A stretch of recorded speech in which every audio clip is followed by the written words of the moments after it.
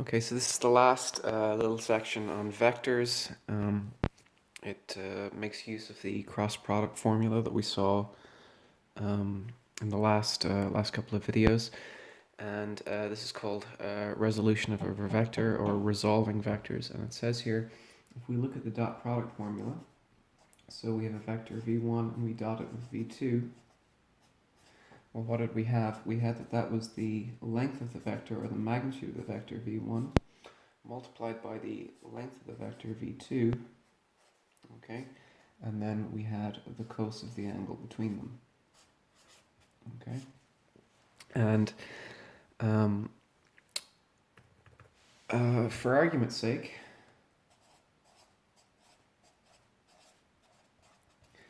suppose that v2 is a unit vector.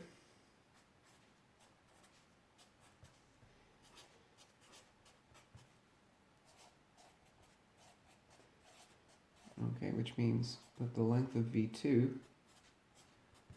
is equal to 1. Well, then what does that mean? That means that this v2 here in this formula is equal to 1, and we just end up with the following. We end up with v1 dotted with v2 is just going to be the length of v1 in this case by the cos of the angle between them now. Okay?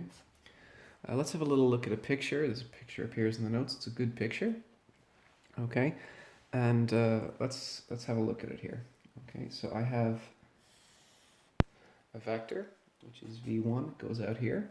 Okay, I have a kind of an origin here. I have a vector v2. So this is v1. This is v2. I have an angle between them, which I'll call theta, and I'll mark that in green. Okay. And we can see that some of the vector v1 actually goes in the direction of v2, right? Like that. And this here is, of course, a right angle. Okay, it's a right angle. And what I might be interested in finding, which I'll mark in blue now, is the amount that v1 goes in the direction of v2. So how much does v1 move me in the direction of v2? Now, it might move me a negative amount. It might move me away, actually, from the direction that v2 is pointing. But it might also have a certain amount that goes in the direction of v2. And we can see that the amount that it goes in the direction of v2 is this length here, which I'll mark in blue. Okay? So I would like to know how long that L is. How much does V1 move me in the direction of V2? Okay? So L is how much V1 moves in the direction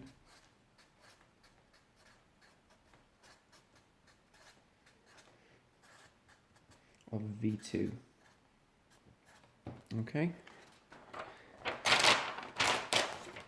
And that has a name, okay?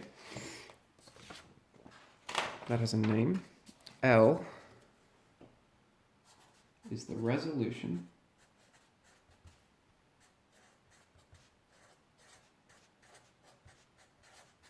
of V1 in the direction of V2.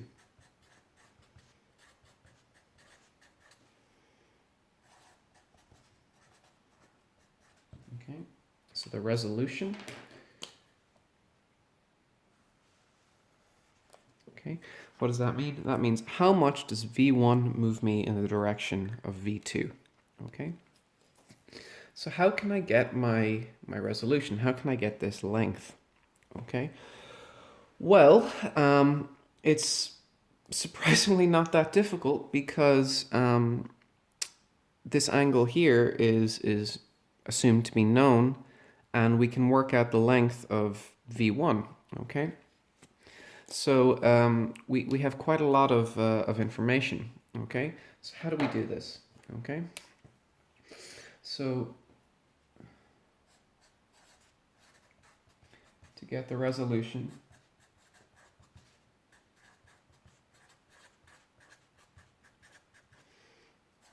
of v1 in the direction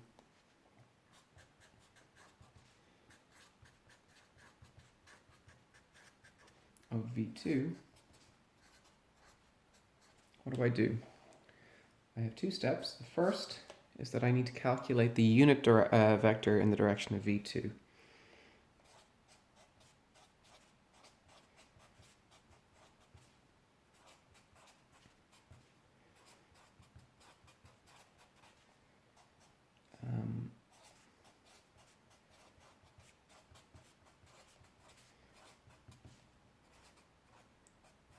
Now what that means is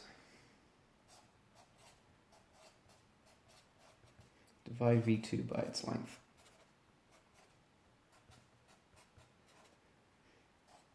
Okay, which is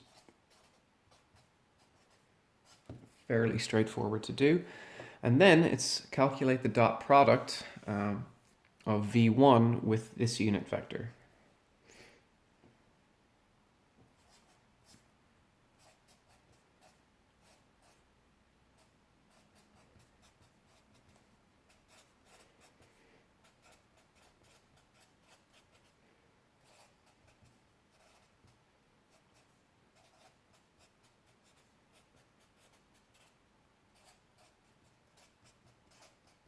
Let's have a look at that. Okay, an example here.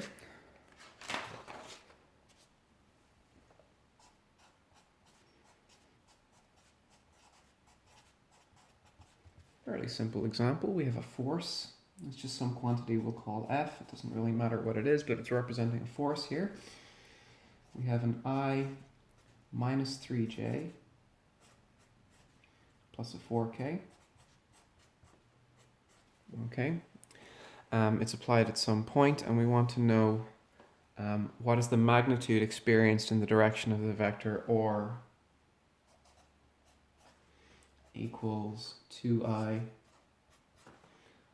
plus J minus K. Okay, so what I really want to know is what's this length here? Okay, and this length here, L, by the way, is actually, let me backstep just a moment here, and let's talk about this diagram just a little bit more, so maybe you can see what I'm discussing. Okay, so we had this diagram here. Okay, and we have our angle theta, which I'll put in green. Okay, we have our v1 and v2. We have that there. Okay, and we know a couple of things. We know the length of this. Here is the length of v1, which we can work out. Okay, we can work that out. Okay, that's the length of v1. We know that this is the angle theta. Okay. We know that the thing we're looking for is the total L here, right? That total blue distance. Okay, that's the amount that v1 points in the direction of v2. Well, we also know, okay, that this is a right angle here. Okay. Okay, and we know, okay, that the cos of theta is what? It is the adjacent over the hypotenuse, okay?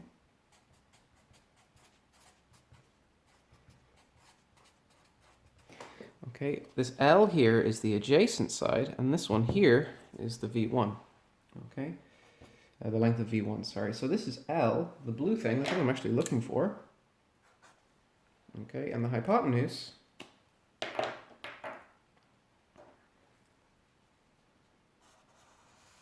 is the length of the V1. Okay, so now all I have to do is bring this over to the other side, and I find that L, the thing I'm actually looking for, L is equal to what? Well, that's going to be the length of the V1 by the cos of theta. Okay, which is the dot product of v1 with v2 if v2 is a unit vector. Okay, so this is all I need to do. Okay, I'll leave that there for a moment. Okay, all I need to do is make v2 in this case or a unit vector and find my dot product and find the length of v1, and it's going to be just fine. Okay, so no real problem here. Okay, so the first thing I need to do is make or a unit vector. Okay. Well, what's the length of or? Well, the length of or is 2 squared plus 1 squared plus minus 1 squared. And then I have to take the square root of all of that. Okay. And what is that? That's 2 squared, which is 4, plus 1 plus 1. So that's the square root of 6. Okay, so the square root of 6 is its length, which means that the unit vector, which I'll call u, so u is the unit vector that I'm looking for here, is equal to or divided by the length of or. Okay, and or divided by the length of or is just 2I plus j minus k, but I divide it by the square root of 6. Okay, good. Okay, no problem there. Okay, let me pause for a moment. Okay, we're back. So how do I work out my dot product? Okay, well, we saw this before. The dot product was really very simple. Okay, and let's just break this up a little bit. This is 2 over the square root of 6. Okay, plus times the I, plus the 1 over the square root of 6 by the j, minus 1 over the square root of 6 by the k. Okay, so now how do I work out my my dot product? Okay, well, my dot product is really very simple. Okay, my dot product now is going to be f, the one that I'm originally working with, and I want it in the direction of or, and u is the unit direction, the unit vector that I'm interested. So I have f dot u. Okay, and what's that going to be? That's this dot product, right? And the dot product now is f, which is I minus 3j plus the 4k. Okay, and that has to be dotted by 2I plus j minus k over the square root of 6. Okay. And that is not all that bad. It's basically the same as all of the ones we've just done. Okay. So let's look at this here. Fu is what? Okay, well, that's going to be equal to, well, I have 1 here multiplied by 2. Okay, then I have plus, okay, I have a minus 3 here, and it has to multiply a 1. Okay, and then I have a plus 4 by a minus 1.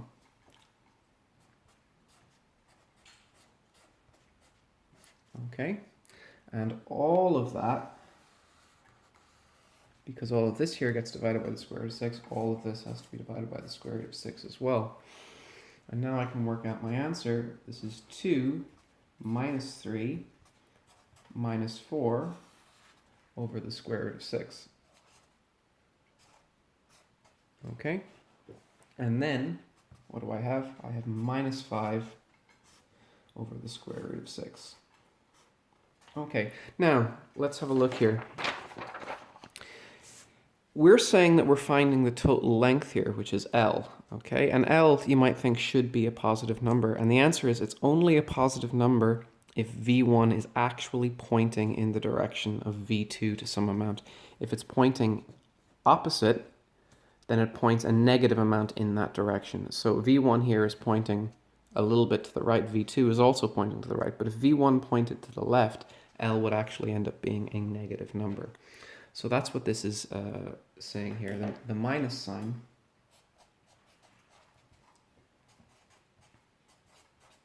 indicates that F points opposite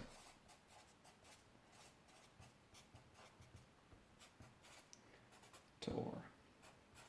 So that would look, instead of something like this, it would look something like this.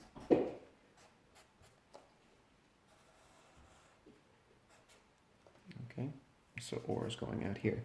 So if you ask yourself, well, how much does F point in the direction of OR? Well, F points away from OR, so it would look something like this rather than something like this. But the maths is the same, okay? We'll do another example, and then we'll finish the video off, okay? So we have one here, which is, we have F is equal to 2 times the I plus 3 times the J minus 5 times the K. Okay, and we want to know how much this points in the direction of OR, and OR here is I minus 3J plus 4K. So the first thing I need is my unit vector, or which I'm going to call U for unit, and that will be OR divided by the length of OR. Okay, so I need to know the length of OR. What is the length of OR? The length of OR is going to be, well, we can see that I have a 1 in front of this I, so that's 1 squared. Then I have a minus 3 in front of this, so that's plus minus 3 squared. And then I have a 4 in front of the K, so plus 4K, 4 squared.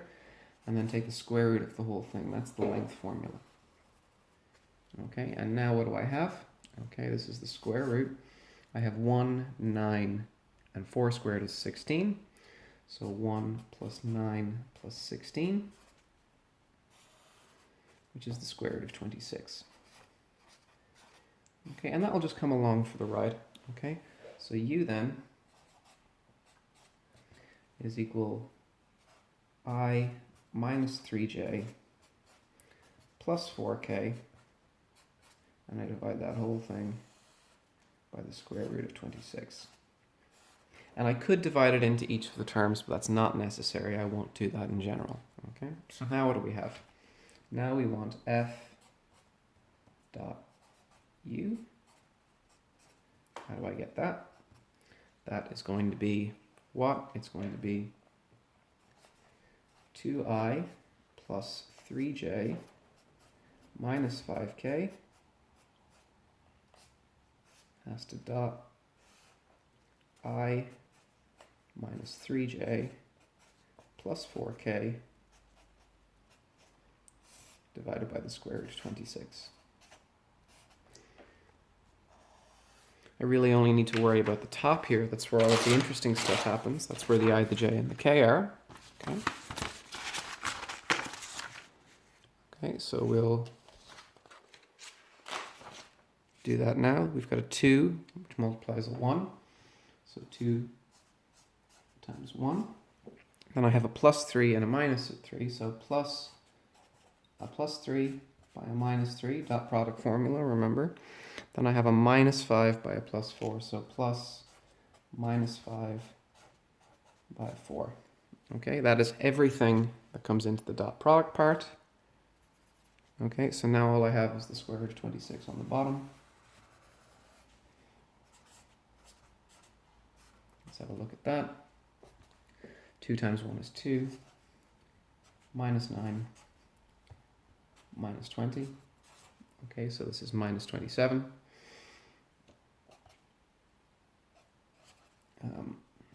Should be over square root of 26. I got lazy there. So that's minus 27 over the square root of 26. Okay, and that's what it is. Okay, it's okay, that's the answer. And again, since it's a negative situation, it looks more like this one than it does like this one. Okay, it's pointing away.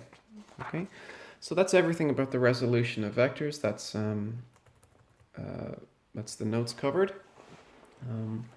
And then we'll move on to functions in the next set of videos. Okay, take care, everyone. Bye.